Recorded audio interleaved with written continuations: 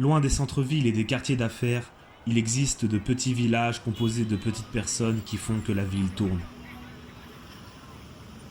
Loin des clichés généralement exposés au monde entier, composés de modernité et d'organisation qui seraient jugées intrusives pour certains, mais comme Paris des films et l'Île-de-France, la réalité est sûrement tout autre.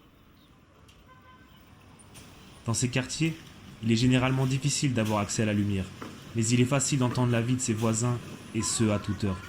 En effet, il est basique de cuisiner à 4 heures du matin quand on vit en décalé. Ici, les gens aimeraient sûrement rouler en voiture de luxe, neuve et colorée, mais ils préfèrent acheter ces petits scooters électriques qui coûtent 200 € en moyenne. Leur fiabilité permet aux entrepreneurs d'y trouver une niche. D'ailleurs, ici, le commerce n'est pas ce qui manque. La concurrence y est très rude. Les magasins ouvrent et ferment comme des champignons qui sortent et disparaissent selon les saisons.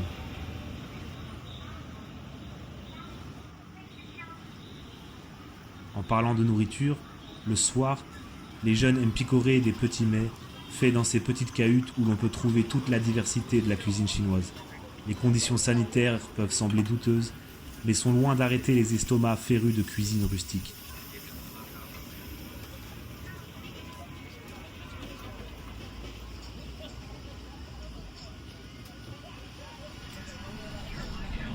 Ici, le téléphone est central, comme une boussole pour un aventurier dans la jungle. Sans lui, il serait difficile, voire impossible de survivre. Survivre, oui, car la place est chère. Des centaines de personnes sont prêtes à prendre la vôtre si vous ne la voulez pas. Les avantages du nombre, me direz-vous. Les priorités ne sont sûrement pas celles que vous connaissez, car le flux perpétuel de la vie ne peut s'arrêter. D'abord, vous avez les camions, car leur carrure vous fera perdre votre sens de la témérité. Puis ces bolides sortis de nulle part, souvent pressés et qui vous le font savoir par le bruit rutilant de leur moteur. Puis viennent les voitures, puis les bancs de poissons qui naviguent comme bon leur semble. Enfin, le piéton qui tente de survivre dans tout ce chantier. Au printemps, il pleut. Il est possible de voir la rue se transformer en rivière. Il est préférable de porter des claquettes, car 1. Si vous ne voulez pas passer votre journée avec des chaussures trempées, et 2. Avoir les pieds qui respirent, c'est mieux.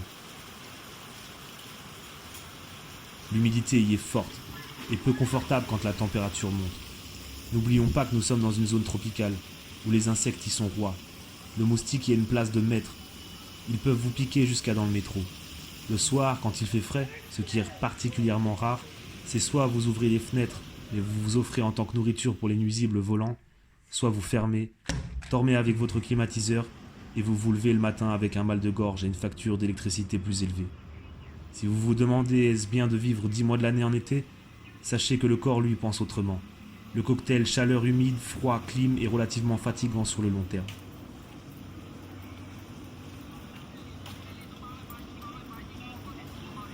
À l'opposé de cette sombre partie, le printemps c'est aussi la saison des fruits tropicaux. Litchi, bananes, fruits du jacquier, durian, mangue, etc. Les récoltes y sont abondantes, car comme nous l'avons vu précédemment, le mix humidité-chaleur, à contrario de nous humains, est plutôt propice à la croissance des espèces qui y sont installées depuis fort longtemps. D'autres récoltes sont effectuées par les humains. Ici, nous ne parlons pas de fruits ou de légumes, mais plutôt de carton et de plastique. Ces personnes récupèrent ce qu'ils peuvent, toujours dans un marché fortement concurrentiel, histoire d'y récupérer quelques espèces. Après l'école, les enfants aiment aller chez Michué, comprenez Michel, comme le saint, récupérer de saints de glace très populaires et qui coûtent presque rien. Encore un commerce très juteux. Autre business fort présent, la fast fashion. Beaucoup de micro-entreprises emballent et préparent à l'exportation ces quantités astronomiques de vêtements bon marché. Car oui, ce secteur est aussi le secteur numéro 1 pour les exportations de biens manufacturiers.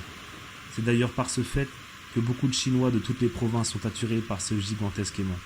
Les autochtones, c'est-à-dire les cantonais, résistent tant qu'ils le peuvent à ce brassage culturel. Vous ne le savez peut-être pas, mais le cantonais est bien différent du dialecte chinois communément parlé. Le matin, très tôt, la journée des jeunes se termine, quand celle des autres commence, et ce cycle se répète comme le coucher et le lever du soleil. Ainsi va la vie dans cet endroit du monde malheureusement peu mis en lumière.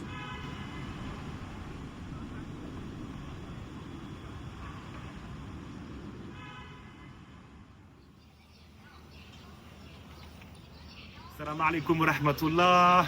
أهلا بالشباب. إذا أنت مسلمي وتعيش بالصين وممكن جيت لهون بشكل عام تاكل حلال، ممكن ما بتعرف شو فيك تاكل بهاي البلد، صح؟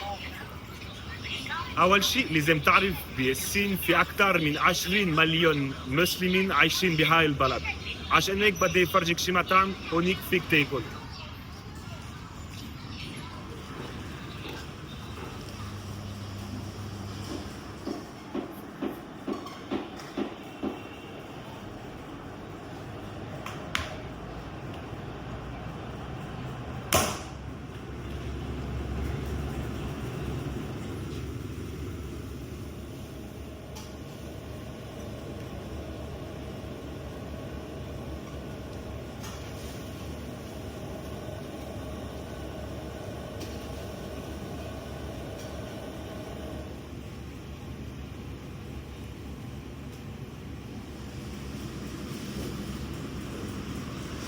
ثانياً إذا أنت بتشوف يكون في مكتوب هاي الكلمة تشين جان، يعني كل الأكل موجود بهاي المطعم حلال.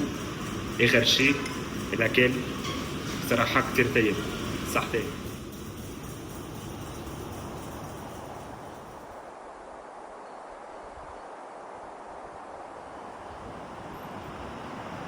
Ok, donc en première partie de la vidéo, on vous a montré notre quartier en banlieue qui est plutôt pitoyable. Mais sachez que ça existe aussi en centre-ville, puisque là on est à Guangding, donc quasiment à le centre-ville de Guangzhou, avec des gros immeubles, et on vous emmène un peu à côté, vous allez voir.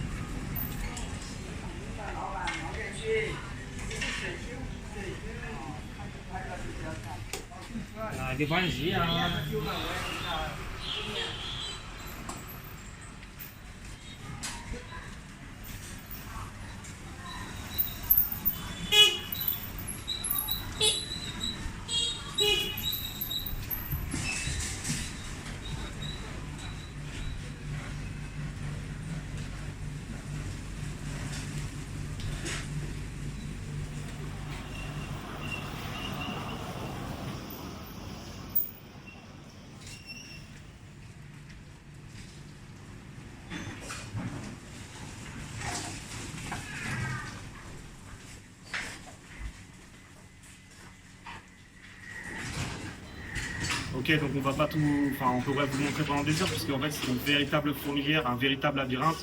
On vous a montré quelques images, mais ça vous montre aussi voilà, la condition des gens qui vivent ici à Guangzhou et même en plein centre-ville, quoi.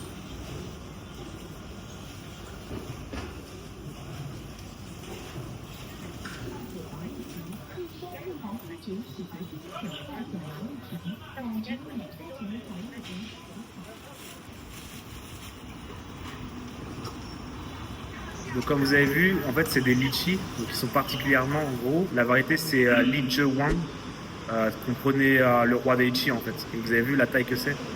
On va manger ça, on va voir qu'est-ce que ça raconte. Ça a le même goût que les litchis classiques. C'est très bon. Désolé, ils font du bruit parce qu'ils sont en train de... On a mangé assez tard.